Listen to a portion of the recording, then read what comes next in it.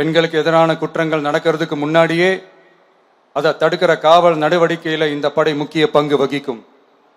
Field works and preventive ஆக்ஷன்ஸ்ல இந்த படை ஈடுபடுறதால அனைத்து மகளிர் காவல் நிலையங்கள் எல்லாம் வழக்கு விசாரணையிலும் குற்றவாளிகளுக்கு தண்டனை வாங்கி தர்றதிலையும் இன்னும் அதிக கவனம் செலுத்த முடியும்.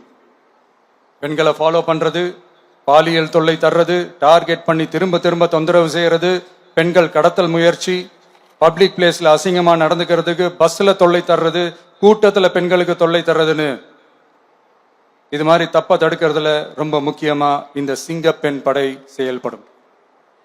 பெண்களுக்கு எதிரான குற்றங்களை தடுக்க நடவடிக்கை எடுக்க இந்தியாவிலேயே முதல் முறையாக ட்ரோன் வாயிலாக பெட்ரோல் மூலை அறிமுகப்படுத்தப்படும். நம்ம வீட்டு பெண்கள் அவங்களோட ட்ரீம்ஸ் அண்ட் எக்ஸ்பெக்டேஷன்ஸ் என்ன அப்படின்றத நம்ம அரசு நல்லாவே புரிஞ்சு வச்சிருக்கு. அதை கொஞ்சம் கொஞ்சமா நாங்கள் செயல்படுத்துவோம். உங்களுக்கான மரியாதையும் தான், உங்களுக்கான அந்த கண்ணியமும் தான் நம்ம அரசினுடைய highest and the most important priority. ஒரு கவர்மெண்டோட அந்த விஷன் அண்ட் டார்கெட் ஆனஸ்டா இருந்தாலே போதும். பிளான்ஸ் அண்ட் அட்டம்ப்ட்ஸ் அது போற பாதை சரியா இருக்கும்னு சொல்லுவாங்க.